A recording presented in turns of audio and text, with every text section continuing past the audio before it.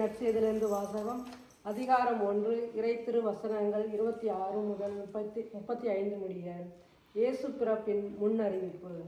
6ஆம் மாதத்தில் கபிரியேல் என்னும் வானதூதரை கடவுள் கலிலேயாவில் உள்ள நாசரேத்து என்னும் ஊரிலிருந்து ஒரு கன்னிமரியிடம் அனுப்பினார். அவர் தாவீது குடும்பத்தினராகிய யோசேப்பு என்னும் பெயருடைய ஒருவருக்கு மன ஒப்பந்தமானவர். அவர் பெயர் மரியா. வானதூதர் மரியாவுக்கு தோன்றி, அருள்மிக பெற்றவரே வாழ்க, ஆண்டவர் உம்மோடு இருக்கிறார் என்றார். இவ்வார்த்தைகளை கேட்டு அவர் கலங்கி, இந்த வாழ்த்து எத்தகையதோ என்று எண்ணிக்கொண்டிருந்தார். வானதூதர் அவரை பார்த்து, மரியா, அஞ்ச வேண்டாம், கடவுளின் அருளை கண்டடைந்துள்ளேன். இதோ கருவுற்று ஒரு மகனை பெறுவேன். அவருக்கு இயேசு என்னும் பெயரிடுவேன். அவர் பெரியவராயிருப்பார், உன்னத கடவுளின் மகன் எனப்படுவார். அவருடைய தந்தை தாவீதின் அரியணையை ஆண்டவராகிய கடவுள் அவருக்கு அளிப்பார்.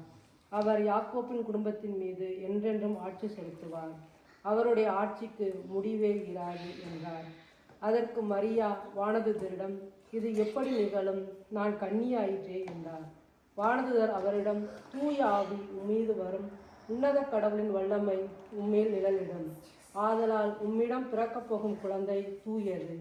அக்குழந்தை இறைமகன் எனப்படும். இது ஆண்டவரின் அருள்வாக்கு. அன்பின் பரலோக பிதாவே, நீர் எங்களோடு எப்பொழுதும் நிறைந்திருக்கிறீர் என்று நாங்கள் நம்புகிறோம். இந்த வீட்டை நீங்களே ஆசீர்வதித்தருளும். கிறிஸ்துமஸ் விழாவின் பெரும் மகிழ்ச்சி இந்த வீட்டில் பொங்கி மகிழவும், ஒவ்வொருத்தருடைய உடல் நலத்தை நீரை காத்து ரட்சித்து எங்கள் அனைவரையும் நீரை வழிநடத்தி செல்ல உங்கள் அருள் தேடி மன்றாடுகின்றோம் எங்கள் ஜீவனுள்ள நலபிதாவே. ஆமென்.